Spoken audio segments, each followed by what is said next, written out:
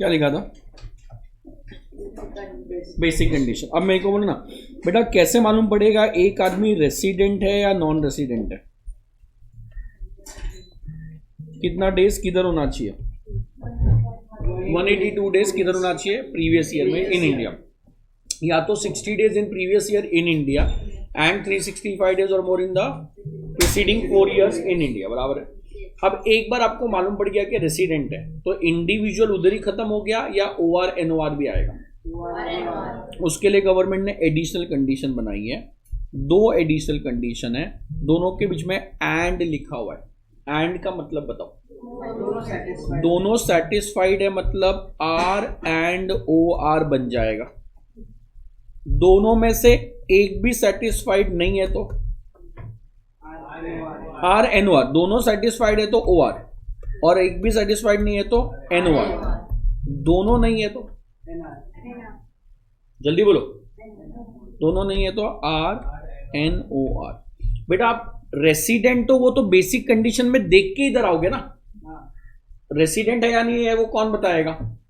Basic condition. Basic condition में आप resident हो तो आप इधर आओगे ना। तो अगर आप रेसिडेंट हो तो यहां पे आने के बाद आप नॉन रेसिडेंट कभी नहीं बनोगे, या तो आप OR बनोगे या तो NOR बनोगे। अरे यार नहीं समझा, क्यों यहाँ पे NR नहीं बन सकता है? बिकॉज बेसिक तो देख के रेसिडेंट बना के तो अपन स्टेप नंबर 2 पे आएंगे ना। So please remember, additional condition में जाने के बाद कभी जिंदगी में OR NOR होएगा, NR कभी होने वाला नहीं है। अरे यार समझेगा मैं क्या बोल रहा हूं? So please comment, additional condition कितना दिया हुआ है? बोलो बोलो, एडिशनल कंडीशन कितना है? 2, 1 एंड 2। 1 मेरे को बोलता है कि एक आदमी को मिनिमम ही और she must be in India for how many days बेटा? फॉर 730 डेज और more in how many years? During 7 years preceding the previous year. Preceding the क्या बोला है? Previous year. कोई आंसर बोलेगा तो मैं आगे बढ़ू। प्रीसीडिंग क्या बोला है बेटा? अपन एडिशनल कंडीशन देख रहे हैं या बेसिक? एडिशनल मतलब OR मालूम पड़ेगा या R मालूम पड़ेगा?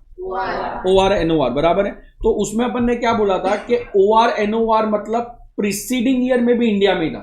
तो एडिशनल कंडीशन में प्रीवियस ईयर बोला ही नहीं है, हमेशा किसकी बात की है? Preceding year. करंट ईयर में इंडिया में है तो क्या बनेगा? OR NR। करंट में भी और पास्ट में भी था तो क्या बनेगा? ROR। पास्ट में नहीं था तो R NOR। तो यहां पे हमेशा पास्ट ईयर की बात चलेगी। बोलता है कि प्रीसीडिंग 7 सालों में लगा, क्या बोला? प्रीसीडिंग 7 years में कितना? 730 डेज अगर इंडिया में हो तो एडिशनल कंडीशन 1 सेटिस्फाई हो रहा है। कौन सा सेटिस्फाई हो रहा है? Additional condition number 1। और अगर आप 1 सेटिस्फाई कर रहे हो तो 2 पे जाओ। एंड दोनों होना चाहिए। ही और she must B resident, must be क्या बोला है?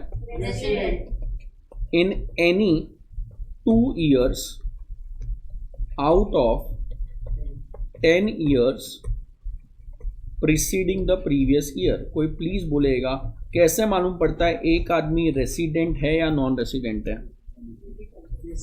Basic condition. तो गवर्नमेंट बोलता है पास 10 में से कोई भी 2 साल में अगर बेसिक कंडीशन सेटिस्फाई हो गया तो एडिशनल नंबर 2 सेटिस्फाई हो गया। एडिशनल कंडीशन 1 में कितना डेज है?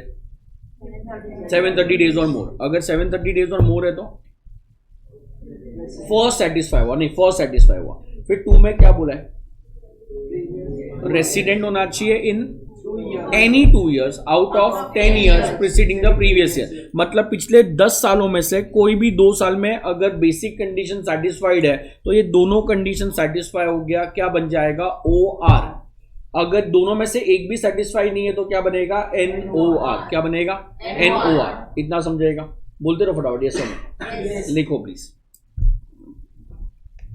एक लाइन छोड़ के रेड पेन से स्टेप नंबर 2,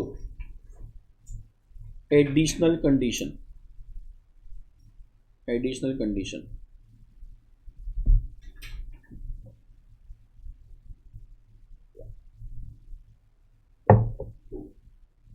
लिखा, वहां से 2 एरो, ये कॉपी करो, 1 and 2।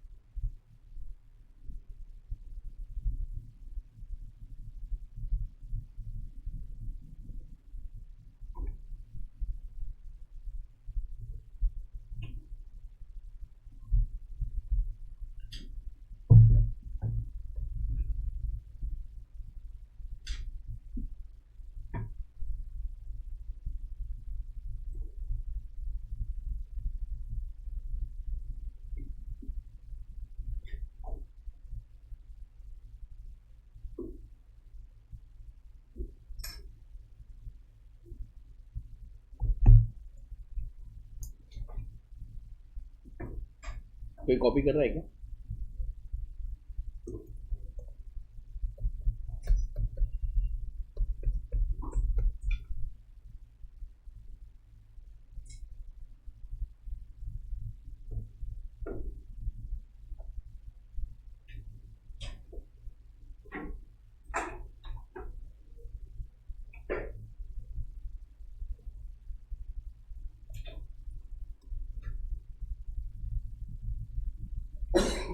लिखा है बेटा, आंसर बोलोगे?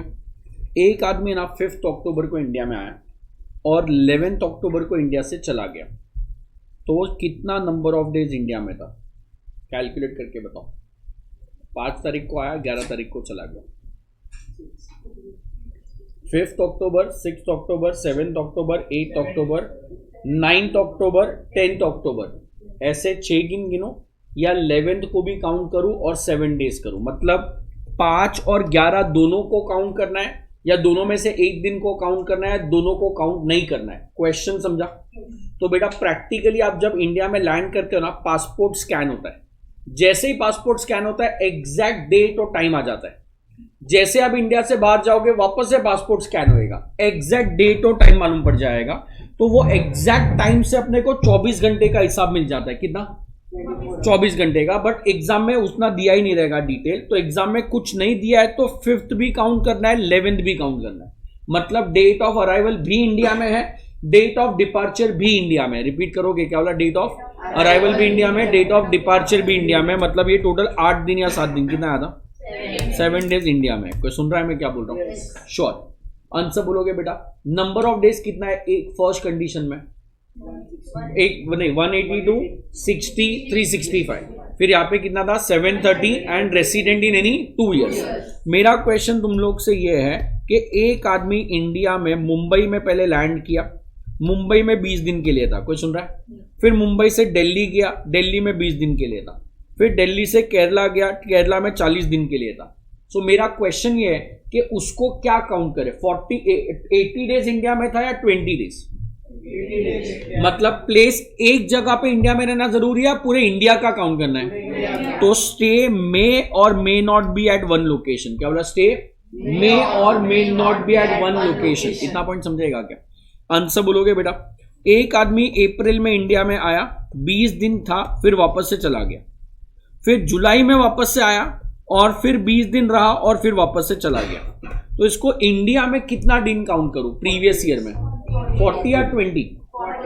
तो मैं बोल सकता हूं stay may or may not be continuous. क्या बोला? Stay may or may not B. तो पूरा 40 डेज एक साथ रहा, कोई फर्क नहीं पड़ेगा। 5-5 दिन करके 8 बार आया तो भी 40 डेज ही काउंट करेंगे। तो नंबर ऑफ डेज में डेट ऑफ अराइवल भी लेना है, डेट ऑफ डिपार्चर भी लेना है। नंबर ऑफ डेज में एक प्लेस पे होना जरूरी नहीं है, पूरे इंडिया का टोटल करना है। नंबर ऑफ डेज में कंटिन्यूस स्टे होना जरूरी नहीं है, it can be break journey. क्या? It can be break journey. Citizenship relevant या इररेलेवेंट? इररेलेवेंट ना। आप इंडिया के सिटीजन हो या नहीं हो, 182 डेज हो मतलब क्या बन जाओगे? रेसिडेंट। रिपीट नहीं करे, 182 डेज हो तो क्या बन जाओगे? रेसिडेंट। एंड लास्ट क्वेश्चन मेरा ये है कि बेटा अगर आप रेसिडेंट हो, अगर आप क्या हो? तो मेरा क्वेश्चन ये है कि करंट ईयर में मैं रेसिडेंट बन गया तो जिंदगी भर रेसिडेंट रहूंगा या सिर्फ वो ईयर में? सिर्फ वो ईयर में। अगर मैं ये वाले साल में 190 डेज था मतलब मैं रेसिडेंट बन गया, फिर नेक्स्ट ईयर में इंडिया में आया ही नहीं, तो मैं क्या बन जाऊंगा? Non resident. क्या बन जाऊंगा? Non resident. सो बेटा ऑलवेज रिमेंबर रेसिडेंट या नॉन रेसिडेंट। क्या बोला?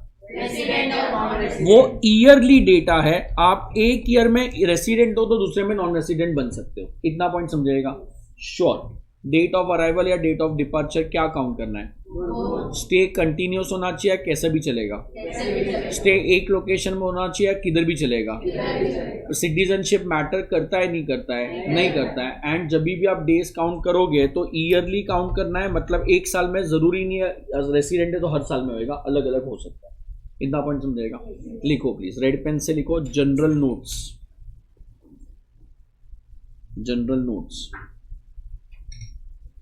उसमें लिखो while deciding residential status,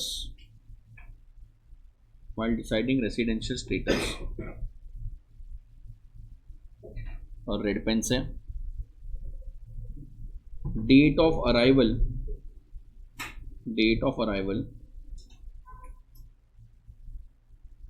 as well as date of departure,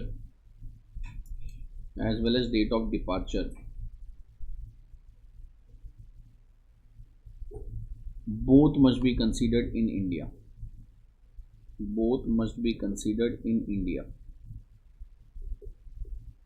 Both must be considered in India.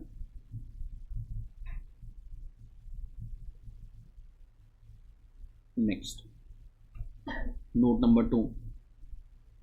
While calculating number of days in India, while calculating number of days in India, while calculating number of days in India, red pen से लिखा था ये, नहीं ना, हाँ red pen से, stay may or may not be continuous. Stay may or may not be continuous. Stay may or may not be continuous. लिखा. Next, note number 3, point number 3. While calculating number of days in India, while calculating number of days in India, while calculating number of days in India, stay red pen से, may or may not be, may or may not be at one location. Stay may or may not be at one location. At one location लिखा.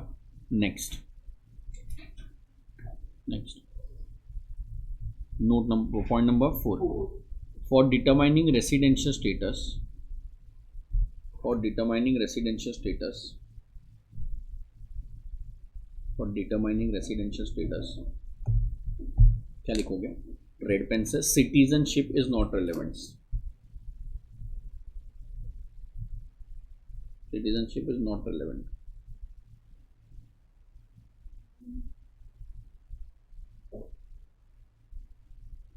And last point,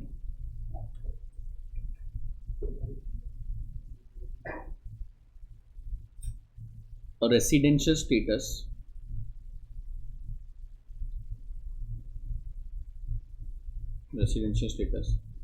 is for each assessment year, is for red pen से each assessment year, that is each assessment year, that is normal pen से a person resident in 1 year, a person resident in 1 year may be non-resident in another year, may be resident in 1 year, may be a non-resident in another year, may be a non-resident in another year. समझ रहा है कि नहीं? मुझे ये नहीं समझ रहा है. समझा? Yes. Sure. आंसर बोलोगे प्लीज. बेटा सोच के बोलना ना. एक आदमी अगर इंडिया में 182 डेज है तो रेसिडेंट बन जाएगा, यस और नो? यस. तो रेसिडेंट बना मतलब OR भी हो सकता है. yes. तो उसको इंडिया में टैक्स आएगा नहीं आएगा? आएगा. सोच के बोला आराम से, रिलैक्स करके. बेटा मैं इंडियन सिटीजन हूं, मतलब मेरे पास इंडिया का पासपोर्ट है, बराबर. मैं जब से पैदा हुआ ना तब से इंडिया में ही हूं, इंडिया के बाहर कभी गया ही नहीं जिंदगी में. अब ना अज्यूम करो कि मैं 24-25 में मैंने अपना डिग्री कंप्लीट किया और मैंने जॉब के लिए अप्लाई किया और मुझे ना दुबई में जॉब मिल गया. सो मेरा दुबई में ज्वाइनिंग था 1 जून को. कभी ज्वाइनिंग था? तो मैं 1 जून को इंडिया छोड़ के जा रहा हूं. कभी छोड़ के जा रहा हूं? 1 जून. मतलब मैं अच्छा, अभी उसके बाद मैं दुबई सेटल हो गया तो मैं दुबई रहने वाला हूं, पैसा भी उधर ही कमाने वाला हूं, सब उधर ही करने वाला हूं. बट ये वाले साल में अप्रैल मतलब 30 डेज में इंडिया में था, मई मतलब 31 डेज इंडिया में था. अरे बोलो यार. yes. और जून में 1 तारीख को जा रहा हूं तो डेट ऑफ डिपार्चर भी इंडिया में काउंट होता है. तो जून में भी 1 तारीख को मैं इंडिया में था, मतलब मैं इंडिया में 62 डेज हूं. मजा नहीं आया पढ़ाने में? रिपीट करोगे? कौन सा ईयर चल रहा है? मैं बचपन से किधर हूं? इंडिया में. अभी भी इंडिया में हूं, बराबर है. बट जब मैं इंडिया में था सो मेरे को क्या हुआ? जॉब लगा दुबई में. कभी से? जून से। तो मैं अप्रैल में इंडिया में था, जून 1 को इंडिया से निकल गया, मतलब 62 डेज इंडिया में था। अब बेटा मेरे को प्लीज बोलो प्रीवियस ईयर में कितना डेज इंडिया में है? 62। Current year is the previous year में 62 डेज है। अच्छा बेटा ये बंदे का 182 डेज वाला कंडीशन सेटिस्फाइड नहीं है। कितना मिनिमम होना चाहिए? 182, वो तो नहीं है। अच्छा सेकेंड कंडीशन में तो 60 डेज है या नहीं है? अच्छा मैं बॉर्न एंड बॉटअप किधर हूं? तो मैं तो हर साल पिछले 365 डेज इंडिया में ही था। तो पिछले 4 सालों में तो मैं मोर देन 365, अरे 1200-1300 दिन रहेगा यार। तो कंडीशन 2 का ए भी सेटिस्फाइड है, बी भी सेटिस्फाइड है? यस और नो प्लीज कमेंट। अगर दोनों सेटिस्फाइड है मतलब मैं क्या बन गया? रेसिडेंट। क्या बन गया? मजा नहीं आया। बेसिक कंडीशन 1 कितना है? अपन नहीं है, अरे बराबर है। 2 के ए पार्ट में अपन है, 2 के बी पार्ट में 365 डेज इन 4 इयर्स अपन है या नहीं है? तो मैं रेसिडेंट बन गया। अब आंसर बोलोगे बेटा OR NOR के लिए एडिशनल कंडीशन है। एडिशनल कंडीशन में कितना डेज है? 730 days in how many years preceding the? तो बेटा मैं तो पैदा हुआ तब से इंडिया में हो ना, तो पिछले 7 साल में तो हर साल 300 दिन इंडिया में था यार। तो 730 होएगा नहीं होएगा? अरे बोलो। अच्छा हर साल इंडिया में था मतलब रेसिडेंट भी तो होएगा। तो लास्ट 7 साल में मैं 730 डेज भी हूं और कोई भी 2 साल में मैं रेसिडेंट भी हूं। अरे मैं तो हर साल रेसिडेंट था यार। तो मेरा स्टेटस बोलो। कितने लोगों को नहीं समझा है? हाथ उठाओ प्लीज, आंसर क्वेश्चन पूछो। कभी से इंडिया में है? Born and brought up in India. पहली बार कभी इंडिया के बाहर गया? 24-25 में। कौन से डेट पे? 1 जून। तो वहां पे 62 इंडिया में था, प्लस 365 4 साल में था, प्लस 730 7 साल में था, प्लस 2 साल में रेसिडेंट भी था। मतलब वो R&OR बन जाएगा। बेटा R&OR को इंडिया में टैक्स आता है या नहीं आता? कौन से इनकम पे? All income. इंडियन पे भी आएगा, फॉरेन। पढ़ा था ना रेसिडेंट को इंडिया में हमेशा टैक्स आने वाला है यार। इंडियन पे भी आएगा, फॉरेन पे भी आएगा। प्लीज बोलना वो अभी से कहां पे शिफ्ट हो गया था? अभी पैसा किधर कमाएगा? रहता किधर है? दुबई ना, शिफ्ट हो गया ना। तो बेटा बट उसको फिर भी टैक्स इंडिया में आ रहा है। और इसका स्टेटस तो रेसिडेंट एंड ऑर्डिनरी हो गया ना। तो ये वाले साल में पैसा बाहर कमाएगा, रहेगा बाहर, बट टैक्स किधर आएगा? इंडिया में। इज इट फेयर और अनफेयर? अनफेयर ना। अरे सुन रहे हो कि नहीं यार? सो गवर्नमेंट को लोगों ने बोला सर ये 60 डेज तो बहुत ही कम हो गया यार। जैसे अगर मैं इंडिया के बाहर जा रहा हूं जॉब के लिए, तो आप तो इंडिया में मेरे को रेसिडेंट बना दोगे। कोई सुन रहा है क्या? अगर सपोज मैं अभी किधर चला गया बेटा? मजा नहीं आ रहा है। दुबई चला गया, बट मेरे पेरेंट्स तो इंडिया में ना। तो क्रिसमस में क्या होता है? मैं दुबई में क्या होता है? क्रिसमस हो गया, सुन रहे हो क्या? ईद हो गया, दिवाली हो गया, ये सब टाइम पे उधर बहुत फेस्टिवल का छुट्टी रहता है। कोई सुन रहा है? तो मैंने क्या किया, अपने बॉस को बोला कि सर मेरे को है ना एक काम करो, दिवाली के टाइम पे 25 दिन का छुट्टी दे दो। तो उसने छुट्टी दे दिया, मैं इंडिया में आ गया। कोई सुन रहा हो क्या? अब जब भी मैं इंडिया में आऊंगा मेरे अंदर डर रहेगा कि यार अगर मैं इंडिया में अपने माँ बाप को मिलने आ रहा हूं तो मुझे 60 दिन से कम रहना है। बिकॉज जैसे मैं 60 डेज रहूंगा मतलब मेरे को रेसिडेंट बना देंगे इन लोग यार। नहीं समझ रहा है? प्रेजेंटली मैं किधर शिफ्ट हो गया? दुबई। अब बट जिंदगी भर दुबई, पेरेंट्स तो इंडिया में ना। तो जब भी मैं मिलने आऊंगा तो मेरे माइंड में रहेगा कि मेरे को कभी निकलना है, विद इन 60 डेज। नहीं तो इन लोग रेसिडेंट बना सकते हैं। कोई सुन रहा है क्या? सो ये इसके लिए गवर्नमेंट ने बोला कि यार ये जो 182 वाला कंडीशन है वो रीजनेबल है, 60 वाला थोड़ा हार्डशिप है। कौन सा वाला? तो हम लोग एक्सेप्शन बना रहे हैं। 2 केस में सिर्फ 182 डेज देखो, 60 डेज को भूल जाओ। कितने केस में? इंडियन सिटीजन किधर रहता है? Residing in India. किधर रहता है? Residing in India. इंडिया छोड़ के जा रहा है, लीव्स इंडिया। क्या बोला? इंडिया छोड़ के जा रहा है। बोलो यार, क्यों जा रहा है? For the purpose of employment. For the क्या बोला? Purpose of employment. तो ये वाले केस में आपको दोनों कंडीशन नहीं देखना है, आपको सिर्फ एक ही कंडीशन देखना है। कौन सा वाला? 182 डेज और मोर। तो अपने एग्जाम्पल में 62 डेज था, बट वो इंडिया से जा रहा है फॉर एम्प्लॉयमेंट, तो वो क्या बन जाएगा? Non resident. क्या बन जाएगा? Non resident. नहीं समझा है बीबी? कितने लोगों को नहीं समझा? अपने एग्जाम्पल में कितना डेज था बेटा? 62। अगर वो 63 65 वाला लेते तो क्या बन जाता, रेसिडेंट। बट अब वो इंडियन सिटीजन है, इंडिया छोड़ के जा रहा है एम्प्लॉयमेंट के लिए, तो 60 वाला कंडीशन देखना है या सिर्फ 182? 182 है या नहीं है? नहीं है ना, 62 ही था, तो क्या बन जाएगा, नॉन रेसिडेंट। उसके लिए इजी है या नहीं है? इतना पॉइंट समझेगा। रिपीट करोगे, किसकी बात चल रही है? या तो person of Indian origin. Person of Indian origin का मतलब समझाओ मुझे। Born and brought up in India, और कुछ क्या? नहीं, आधार कार्ड इंडिया में नहीं, वो तो सिटीजनशिप पासपोर्ट होता है बेटा, आधार कार्ड से सिटीजनशिप नहीं मिलता है, पासपोर्ट से सिटीजनशिप हो गया। पर्सन ऑफ इंडियन ओरिजिन बोलो। अदनान सामी पता है? कितने लोगों को अदनान सामी नहीं पता है? नहीं पता है? कितने लोग अदनान सामी नहीं पता है?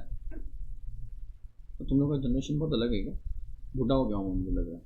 अदनान सामी नहीं पता? सिंगर, पाकिस्तानी सिंगर है, उसको इंडिया का पासपोर्ट मिल गया, तो वो इंडियन सिटीजन है। क्या है? Indian citizen. अच्छा, अब बोलो पर्सन ऑफ इंडियन ओरिजिन का मतलब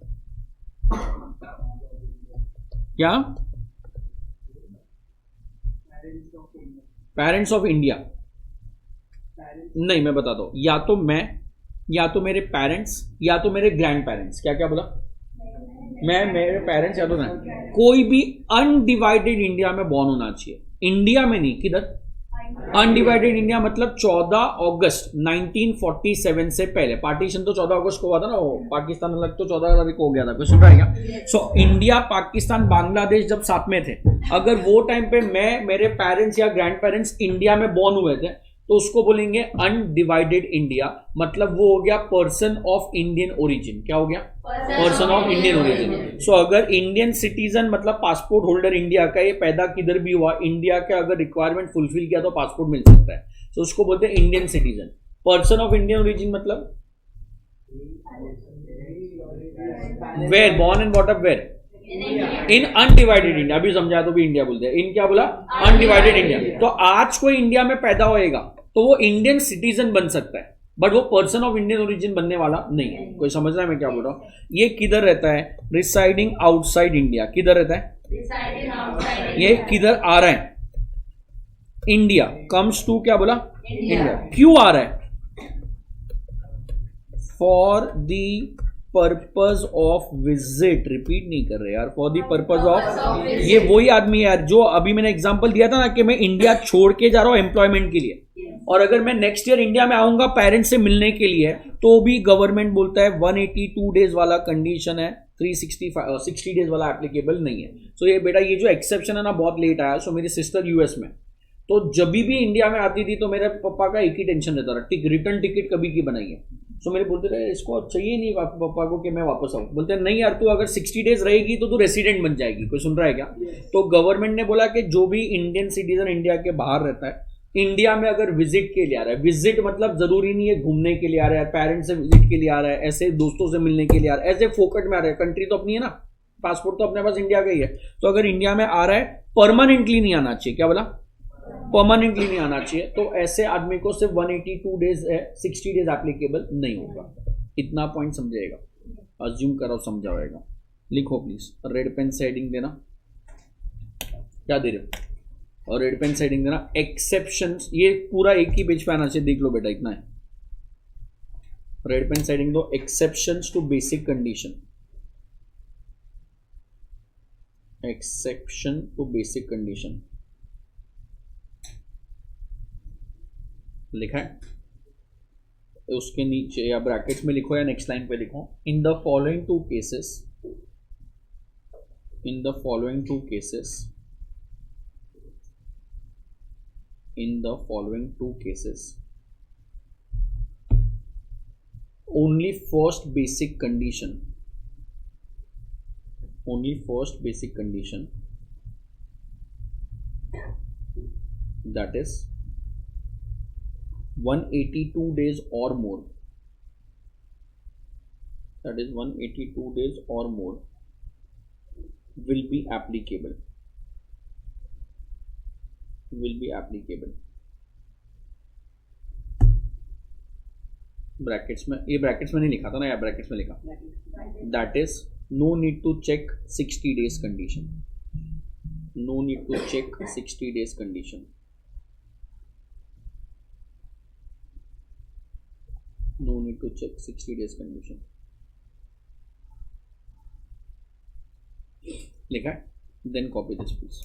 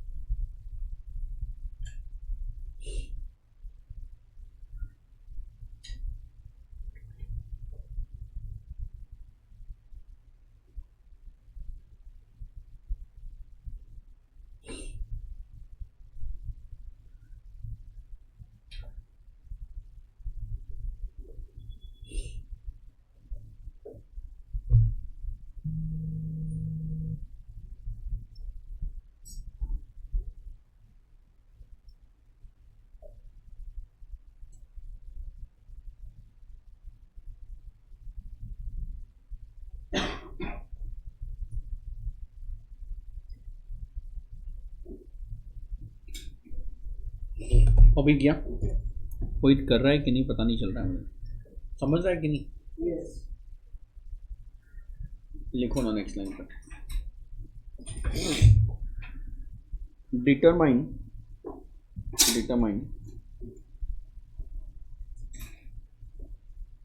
residential status of mister A, determine residential status of Mr. A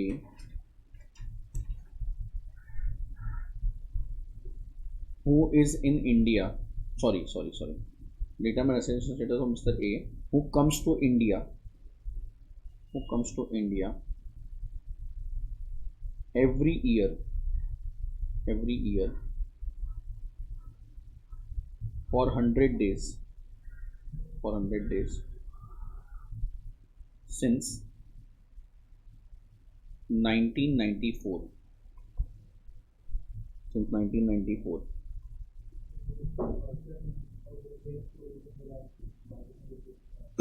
meaning चाहिए उसका, लिखाता हूँ. However, during the previous year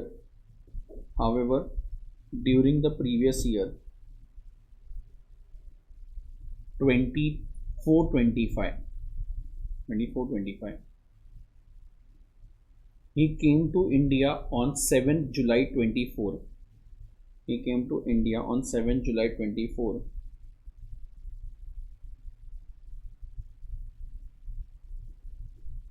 and left on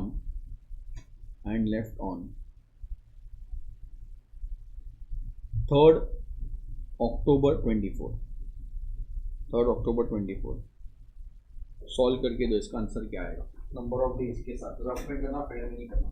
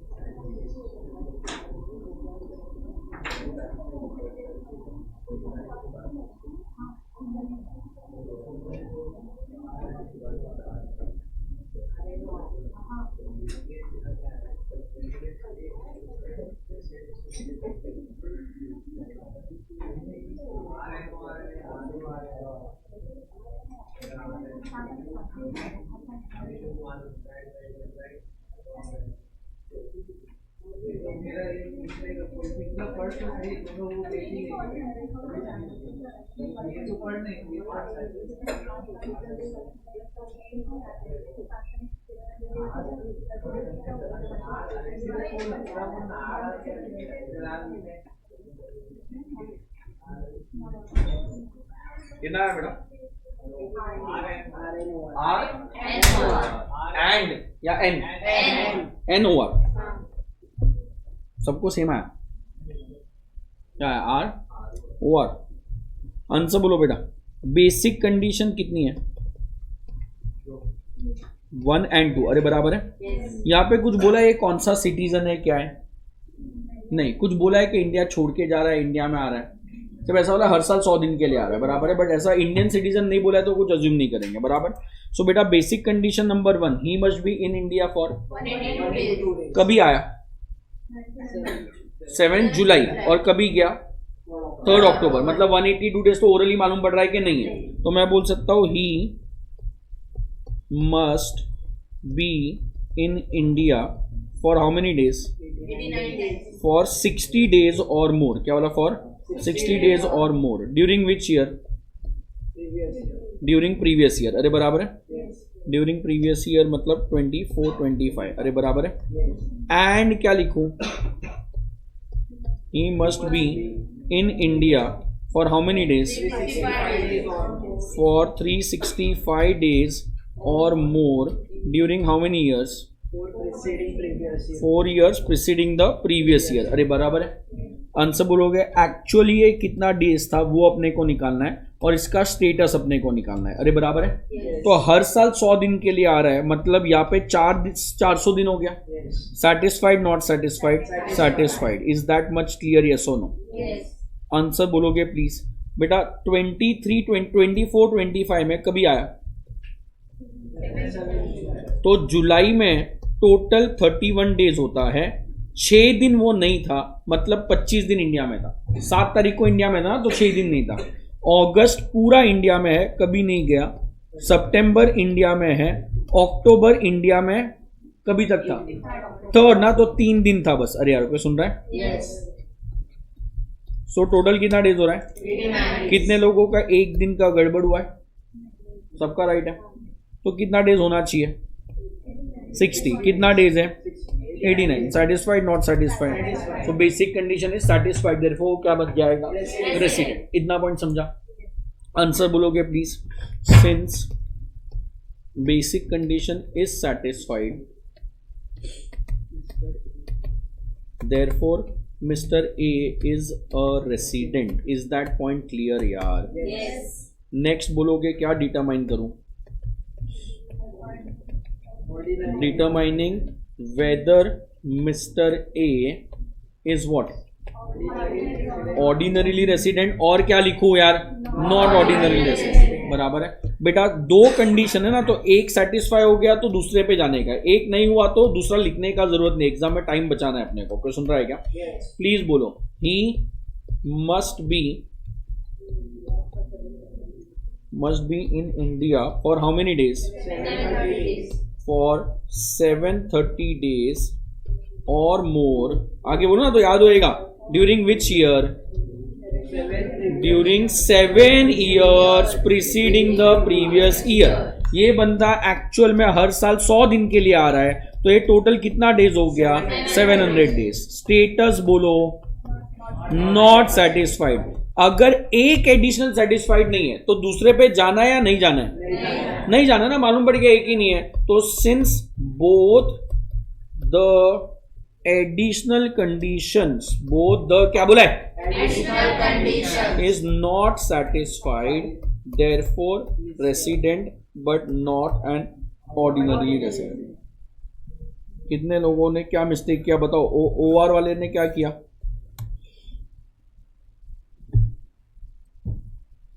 क्या किया? लिखो आंसर, लिखो। डिटरमाइनिंग आंसर लिखना। Point number 1, determining whether mister ए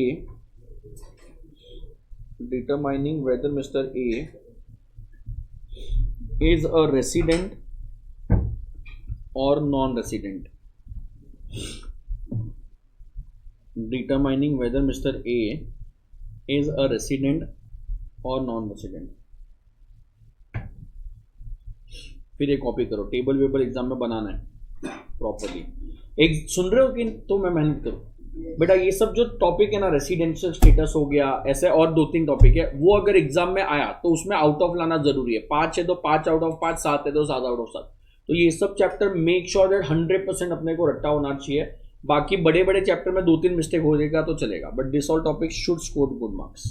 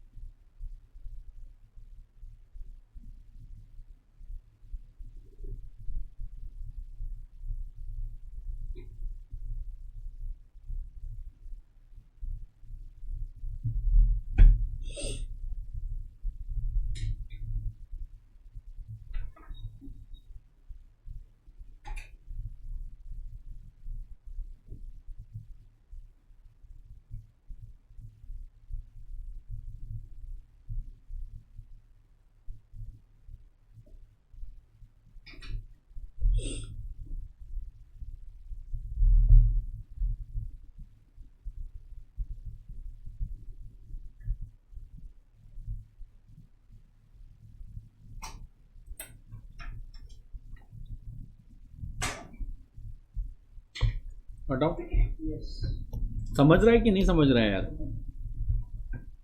समझ रहा है? ये वर्किंग नीचे बताना जरूरी है बेटा, नंबर ऑफ डेज कहाँ से आया। वो 100 दिन का बताना नहीं है, वो तो 400 ओरली हो रहा है, बाकी ये वर्किंग नीचे वाला बताना जरूरी है।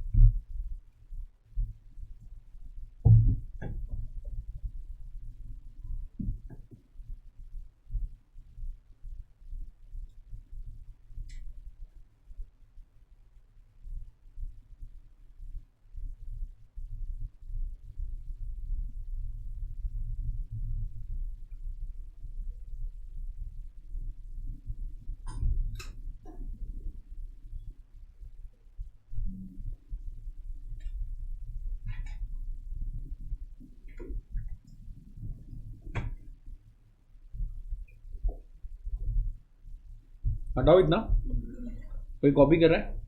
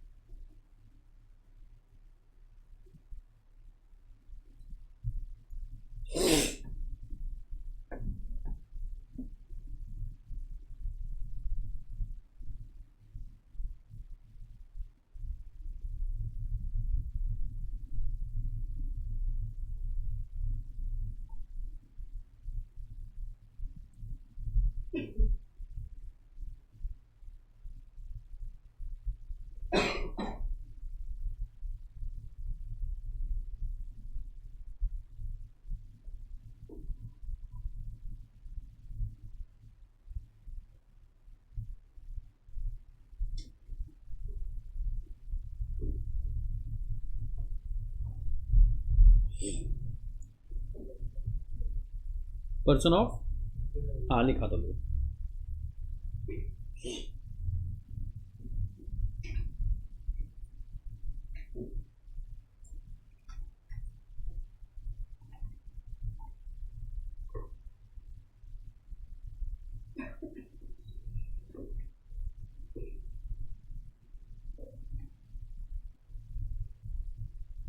वो जो ये हो गया ना, वो जो लास्ट में अपन ने 2 एक्सेप्शन लिखे थे, उधर पर्सन ऑफ इंडियन ओरिजिन का मीनिंग लिख दो ना, या तो पेज के टॉप पे रेड मार्जिन के ऊपर लिख दो, वो भी चलेगा. Person of Indian origin means, person of Indian origin means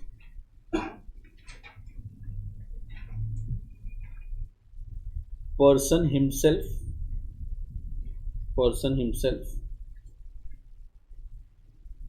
or his parents or grandparents, person himself or his parents or grandparents are born in undivided India, are born in undivided India, are born in undivided India. समझा है कि नहीं पता नहीं, बराबर है. Answer बोलो ना प्लीज बेटा. एक आदमी OR है या NOR है वो कैसे मालूम पड़ता है? OR और NOR कैसे मालूम पड़ता है? Additional condition. अब तुम लोग समझो ना प्लीज, ये लॉजिक पढ़ा रहा हूं, नहीं तो रट्टा तो मारी लोगे अल्टीमेटली. गवर्नमेंट को है ना बेटा, ये पूरे चैप्टर में अपन बार बार पढ़ रहे हैं. OR है तो टैक्स आएगा, NOR है तो शायद आएगा, NR है तो नहीं आएगा. ये जो चैप्टर है पूरा गवर्नमेंट को टैक्स से ज्यादा डिटेल्स ऑब्टेन करने में हेल्प करता है. क्या ऑब्टेन करने में हेल्प करता है? डिटेल्स. तो गवर्नमेंट बोलता है हमको डिटेल चाहिए, पूरे वर्ल्ड का हमको डिटेल मिलेगा तो हमारे लिए बेटर है कि कौन से आदमी का किधर प्रॉपर्टी है, बिटकॉइन में पैसा डाला है नहीं डाला है, कोई सुन रहा है क्या, फॉरेन के म्यूचुअल फंड्स में पैसा डाला है नहीं डाला है, फॉरेन के शेयर्स में है या नहीं है, वो सब डिटेल गवर्नमेंट को चाहिए. तो अब जो मैं पढ़ा रहा हूं ना, ये मत सोचना कि यार इससे गवर्नमेंट को टैक्स मिलेगा या नहीं मिलेगा, ये हार्ड रूल बना दिया. कोई सुन रहा है क्या? प्लीज रीजनेबल सोचना. क्या सोचना है? क्या सोचना है कि गवर्नमेंट को इंफॉर्मेशन चाहिए. क्या चाहिए? गवर्नमेंट बोलता है कि नीरज, अगर तुम इंडियन सिटीजन हो या तो पर्सन ऑफ इंडियन ओरिजिन हो, जो इंडिया में आ रहा है, कम्स टू विजिट, बराबर है, सुन रहे हो क्या? Comes to India for visit, comes to India for क्या बोला है? तो अपन ने क्या पढ़ा था बेटा? ऐसे आदमी को 182 डेज इंडिया में है तो रेसिडेंट, नहीं तो सीधा क्या बन जाएगा? Non resident. 182 डेज है तो नहीं तो क्या बन जाएगा? Non resident. अब गवर्नमेंट उसमें एक एक्सेप्शन लेके आया. गवर्नमेंट क्या बोलता है कि अगर आप इंडियन सिटीजन या पर्सन ऑफ इंडियन ओरिजिन हो, इंडिया में आ रहे हो, एंड इंडिया में क्यों आ रहे हो? For the purpose of visit. क्या इंडिया में क्यों आ रहे हो? For the purpose of visit. तो पहले तो ये बताओ आपका इनकम कितना है? आपका income from, income other then foreign source. Income क्या बोला? अदर देन फॉरेन सोर्स, बराबर है. मतलब बाहर वाली इनकम को छोड़ के ये बताओ आपका इंडिया में इनकम कितना है?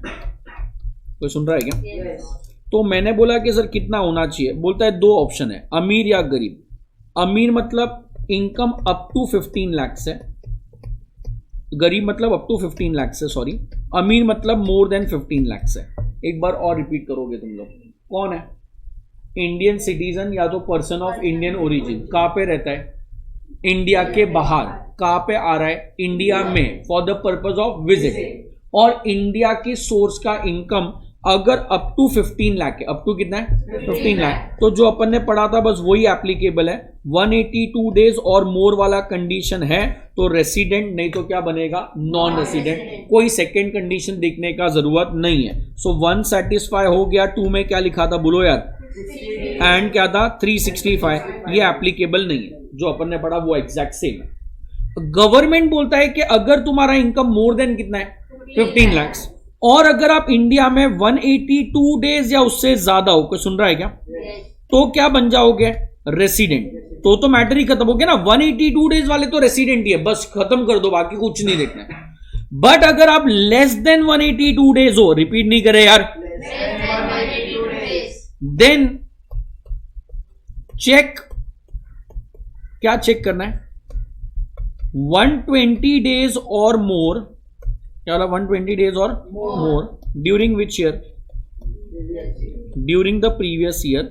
एंड 365 डेज और मोर कितने साल में? हाँ, during 4 years preceding the previous year. During क्या बोला? 4 years preceding the previous year. मतलब बेसिकली मैं क्या बोलना चाह रहा हूँ, 60 और 365 को चेंज करके कितना कर दिया, 120 एंड 365. 60 365 के बदले क्या आ गया, 120 एंड 365. किसको एप्लीकेबल है, किसको एप्लीकेबल है, कंडीशन बोलो 5 है. कौन होना चाहिए, इंडियन सिटीजन या तो person of Indian origin. India में आ रहा है for the purpose of visit. कोई सुन रहा है क्या, इंडिया में आ रहा है for the purpose of visit. और उसका कौन सा income, other than for Indian income, Indian income should be more than 15 lakh. 4 condition है. पहला कंडीशन, इंडियन सिटीजन और a person of Indian origin comes to India for the purpose of visit, Indian income is more than 15 lakh. अगर ये condition satisfied है और अगर ये less than 182 days है, लेस देन कितना बोला है, 182 days. बट अप टू कितना 120 एंड 365 डेज है, तो हम लोग इसको डायरेक्टली RNOR बोल देगा. एडिशनल कंडीशंस भाड़ में गया. चल additional condition, additional condition satisfied है तो भी NOR, सेटिस्फाइड नहीं है तो भी क्या बोला है, NOR. वापस से पूछता हूं एक बार और, कौन होना चाहिए, इंडियन सिटीजन और a person of Indian origin comes to India for the purpose of visit, Indian income is more than 15 lakhs and stay in India must be less than 182 days but 120 and 365. Repeat करो ना, 120 and 120 कौन से year में, previous year में. 365 4 years preceding the previous year. अगर ये satisfy हो गया तो RNOR सीधा, कोई एडिशनल कंडीशन देखने का जरूरत नहीं है. एक एक क्वेश्चन का आंसर देना बेटा. Indian citizen comes to India for the purpose of visit and his stay in India is 190 days. तो रेसिडेंट प्लस अपने को OR NOR के लिए एडिशनल कंडीशन देखना पड़ेगा बेटा. 182 डेज हो गया मतलब ये सब भाड़ में गया. 182 डेज हो गया मतलब नॉर्मल सम, 182 डेज हो गया मतलब नॉर्मल सम. कोई सुन रहा है क्या, अगर लेस देन 182 डेज है बट मोर देन 120 एंड 365 है तो ये आएगा, नहीं तो आने वाला नहीं. Is that much clear, sure. Less than 15 lakh है तो 182 डेज और मोर अकेला कंडीशन है. और अगर सेटिस्फाई हुआ तो क्या देखना है, एडिशनल कंडीशन. 182 डेज है तो सेटिस्फाई हुआ तो क्या देखना है, एडिशनल कंडीशन. 182 डेज नहीं है तो 120 और 365 से मालूम पड़ जाएगा. कितना समझेगा. और एक बार मैं पूछता हूँ, कौन है वो बताओ. बस राइट हैंड साइड पे पर्सन ऑफ इंडियन ओरिजिन नहीं लिखा है. Indian citizen not liable to pay tax in any country, not liable to pay tax in क्या बोला है, any country, due to any reason, due to क्या बोला है, एनी रीजन. इस आदमी का इनकम कौन सा वाला, अदर देन फॉरेन सोर्स, क्या income other then foreign source, अगर मोर देन 15 लाख है. कोई सुन रहा है क्या, क्या लिखता हो यहाँ पे, मोर देन कितना लिखा है, 15 लाख. तो बेटा ये बंदा तो सीधा RNOR बन गया. कोई सुन रहा नहीं है, समझ रहा नहीं है, समझना चाहते नहीं हो, क्या हो रहा है. कौन है बेटा, इंडियन सिटीजन. एक मैं इंडियन सिटीजन हूँ, पासपोर्ट इंडिया का है और मैं दुबई में शिफ्ट हो गया. दुबई से इंडिया में एक दिन भी कदम नहीं रखा, बट मुझे दुबई में कोई टैक्स भी नहीं आ रहा है, कोई भी रीजन से, डोमिसाइल हो गया, सिटीजनशिप हो गया, एग्रीमेंट हो गया, कोई भी रीजन से मेरे को दुबई में टैक्स आ रहा है या नहीं आ रहा है, नहीं आ रहा है. तो मेरे को गवर्नमेंट सीधा RNOR बोल देगा. इंडिया में एक दिन कदम नहीं भी रखा तो भी RNOR है, प्रोवाइडेड इंडियन इनकम मोर देन 15 लाख का होना चाहिए. चलो इंडियन इनकम मोर देन 15 लाख. तो मेरा वापस है, मेरा इनकम कितना है, इंडिया में रेंट मिलता है 25 लाख रुपया और बस इंडिया में एक ही इनकम है रेंटल 25 लाख, और मैं दुबई शिफ्ट हो गया, नौकरी दुबई में कर रहा हूँ, पैसा दुबई में कमा रहा हूँ. कोई सुन रहा है क्या, तो बेटा मेरे को इंडिया में क्या बोलेंगे, RNOR. वापस से मैं बोल रहा हूँ, इससे गवर्नमेंट को कोई टैक्स नहीं मिलेगा, बट गवर्नमेंट तुम लोग को रिटर्न्स फाइल करने के लिए इंसिस्ट कर सकता है. क्या फाइल करने के लिए, रिटर्न्स. तो गवर्नमेंट को एटलीस्ट डेटा मिल जाएगा कि यार ये इंडिया का आदमी दुबई में कितना कमा रहा है, कैसे कमा रहा है, इलीगल मनी है, लीगल मनी है एंड सो ऑन. तो ये दो ऐसे अलग अलग केस है, ये दोनों अलग अलग है बेटा, मर्ज नहीं करना. दो अलग अलग केस है जहां पे आदमी RNOR बनेगा. क्या बनेगा? Without additional condition. विदाउट क्या बोला? Additional condition. पहला केस था Indian citizen person of Indian origin comes to India for the purpose of visit, income other than foreign source more than 15 lakh है और less than 182 but more than 120 and 365 days है, तो RNOR बन गया. Indian citizen India में कदम भी नहीं रखा बट अगर पूरे वर्ल्ड में कहीं पे भी टैक्स नहीं भर रहा है तो इंडिया उसको क्या बोलेगा? RNOR. बट इनकम 15 लाख के ऊपर होना चाहिए.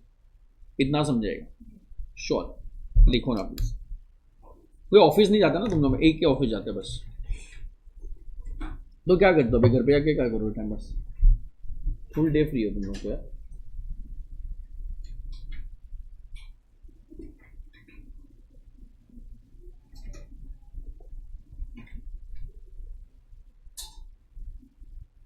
हेडिंग देना रेड पेन से.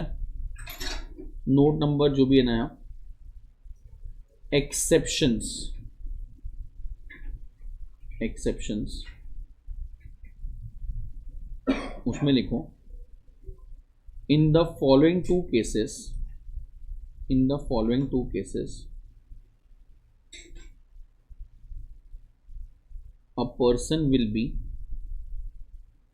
a person will be RNOR. A person will be RNOR without checking any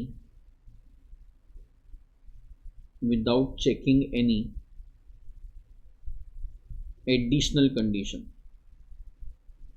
Without checking any additional condition. लिखा? ये दो कॉपी करना, नीटली करना थोड़ा प्लीज.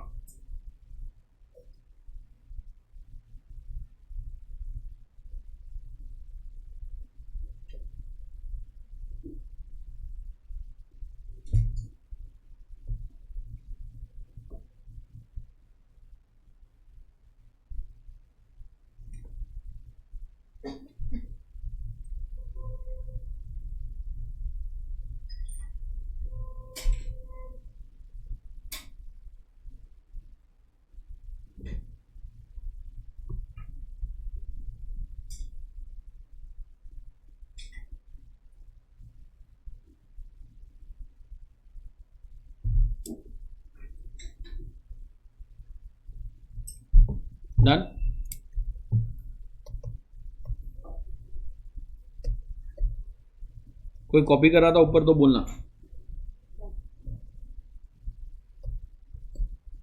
मेरे बाद लेक्चर टेस्ट है तुम लोग का एफएम का। कौन सा टॉपिक है? कौन सा सब्जेक्ट फेवरेट बना है तुम्हारा? अकाउंट्स और हॉस्टिंग। हॉस्टिंग कौन पढ़ा? पटेल सर। और एफएम पटेल सर।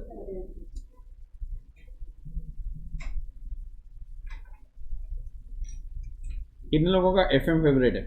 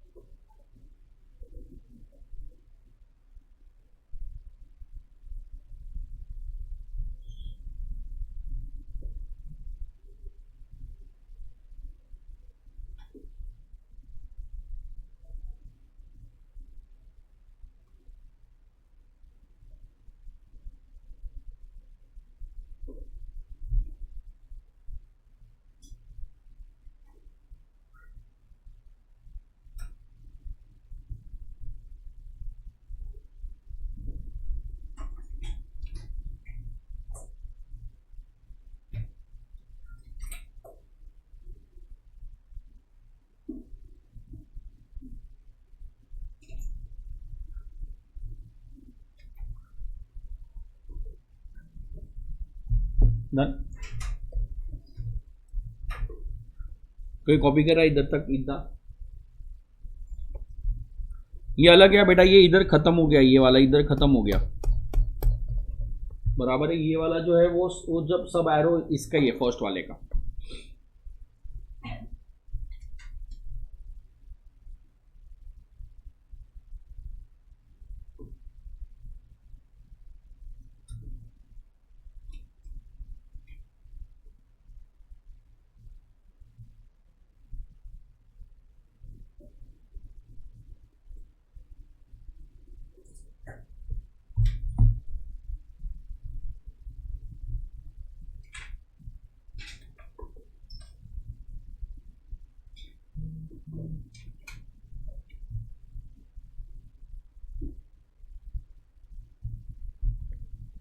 बताओ।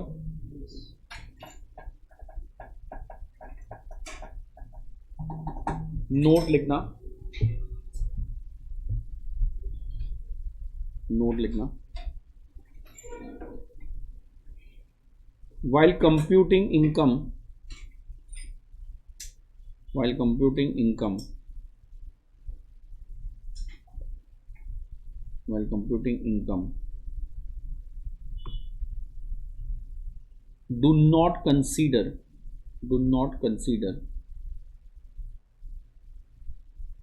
income which are, do not consider income which are arising and received outside India, arising and received outside India, even though it is controlled from India, even though it is controlled from India, even though it is controlled from India। समझा कुछ तो? बराबर है, वो नहीं समझा रहेगा बेटा। आंसर बोलोगे बेटा। 3 टाइप का स्टेटस हो सकता है, कौन सा? R and O R, R and O R, और क्या बोला? N R. बट बेटा ये स्टेटस सिर्फ इंडिविजुअल्स के लिए हो सकता है, बाकी लोग इंडिविजुअल एचयूएफ, बाकी लोगों के लिए क्या होएगा? सॉरी, रेसिडेंट या तो क्या बोला? नॉन रेसिडेंट, बराबर है। एचयूएफ मतलब मैं बोल सकता हूं resident and ordinary and not ordinary हो सकता है। एचयूएफ हो सकता है, इंडिविजुअल हो सकता है। फटाफट बोलो ना, 1-1 मिनट का। HUF is a real person या फिक्टिशियस? फिक्टिशियस। इंस्टीट्यूट तो फिक्टिशियस ही है। अब मेरे को एचयूएफ में आप ये बोल सकते हो क्या इतना दिन इंडिया में था, इतना दिन आउटसाइड इंडिया में था? नहीं, एचयूएफ में ये नंबर ऑफ डेज पॉसिबल नहीं है। तो गवर्नमेंट बोलता है देखना है कंट्रोल एंड मैनेजमेंट। क्या बोला? सो एक HUF रेसिडेंट है या नॉन रेसिडेंट है वो उसके कंट्रोल एंड मैनेजमेंट से मालूम पड़ेगा। कंट्रोल एंड मैनेजमेंट का मतलब है जहां पे डिसीजन मेकिंग होता है। क्या होता है जहां पे Decision making. सपोज कर्ता एक HUF इंडिया में, कर्ता लंदन में, 3 मेंबर लंदन में, 2 मेंबर इंडिया में, टोटल 6 मेंबर है। कितने? एक कर्ता और 5 को पार्टनर्स। तो कर्ता लंदन में, 3 मेंबर लंदन में और 2 मेंबर इंडिया में। सारे लोग मिलके डिसीजन लेते हैं। कॉन्फ्रेंस कॉल होता है या जूम मीटिंग होता है, सारे लोग मिलके डिसीजन होता है। तो बेटा डिसीजन पार्टली इंडिया में लिया, पार्टली आउटसाइड इंडिया लिया। क्या बोला? तो उसको बोलते हैं रेसिडेंट। क्या बोलते हैं? रेसिडेंट। वापस से पूछता हूं, कर्ता किधर है? लंदन में।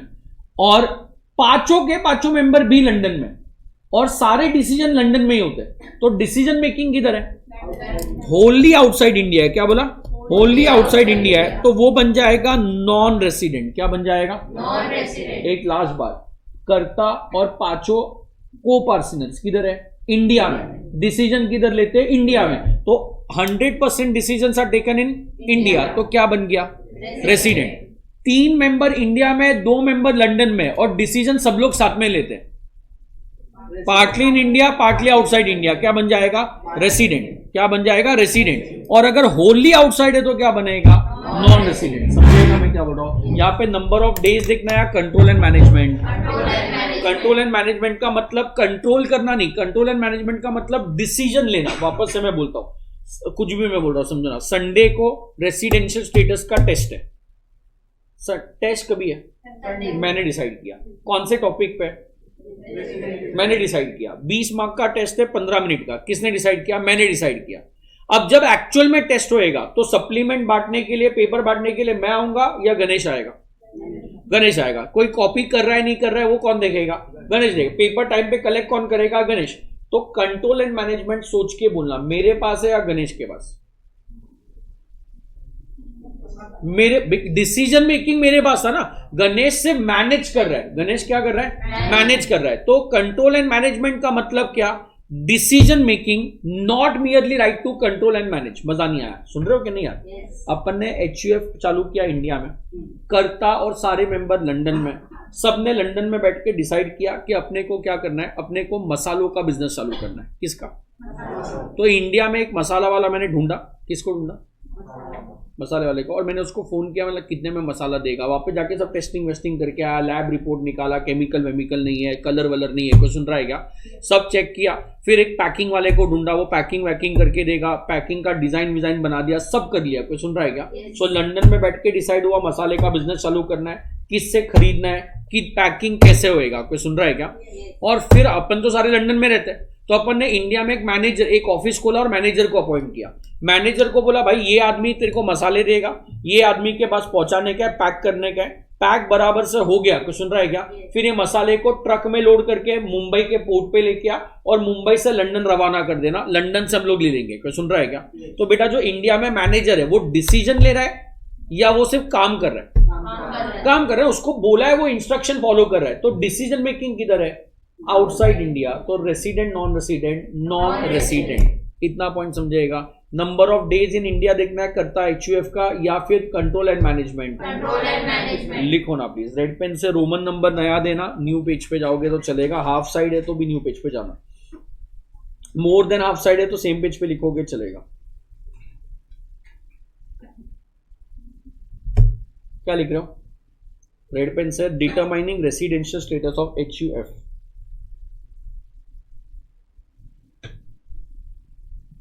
डिटरमाइनिंग रेसिडेंशियल स्टेटस ऑफ क्या लिखा है? HUF।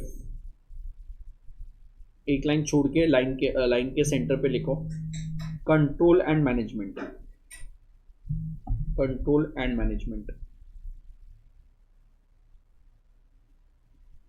वहां से 2 एरो।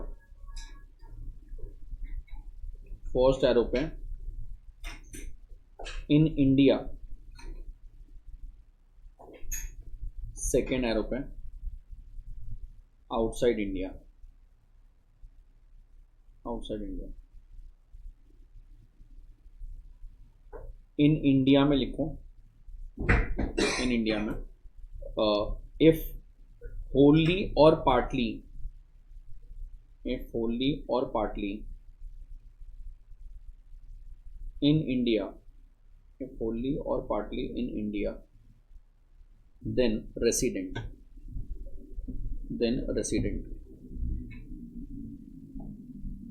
लिखा है. सेकेंड एरो पे if wholly outside India,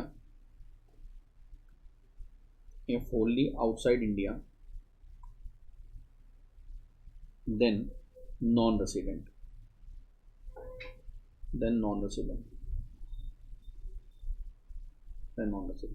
फिर दोनों में लिखना common. Control and management means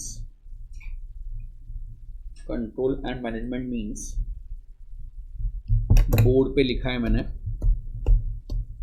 de facto. Control and management means de facto control and management, and not merely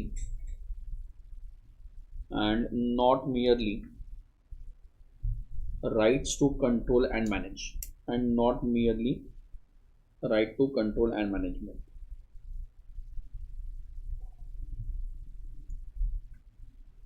That means decision must be taken in India.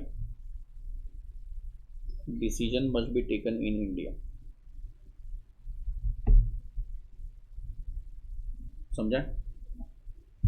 एक line छोड़ के मेरे को बोलो ना. अब ये रेसिडेंट ओआर है या एनओआर है, कैसे मालूम पड़ेगा? प्लीज आंसर बोलो. क्या एचयूएफ को एक आदमी कंट्रोल करता है? हाँ. कौन है? करता.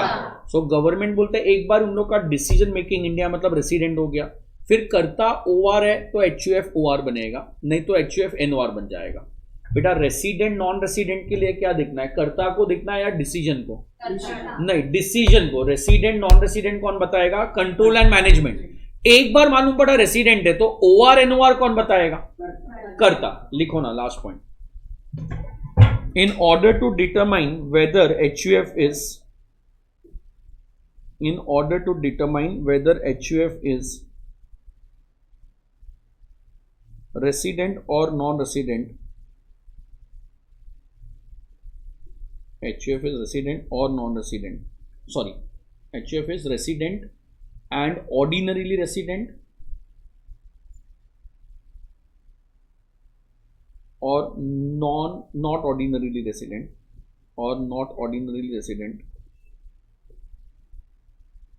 then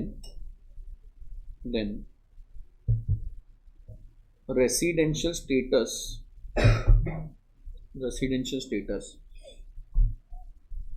of karta is relevant.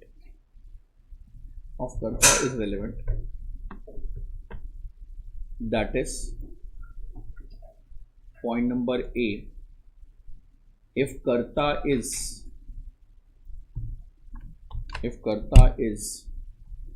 Red pen से OR, if karta is क्या लिखा है?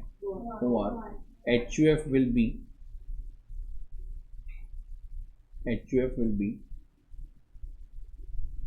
रेड पेन से लिखना R and OR.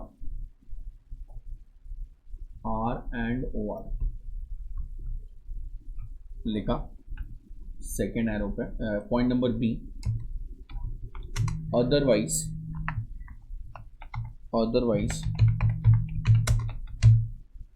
HUF will be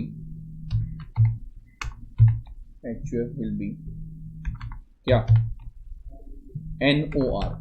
HUF will be NOR. समझा है क्या? That's it for the day. Next class में इसके सम्स करेंगे.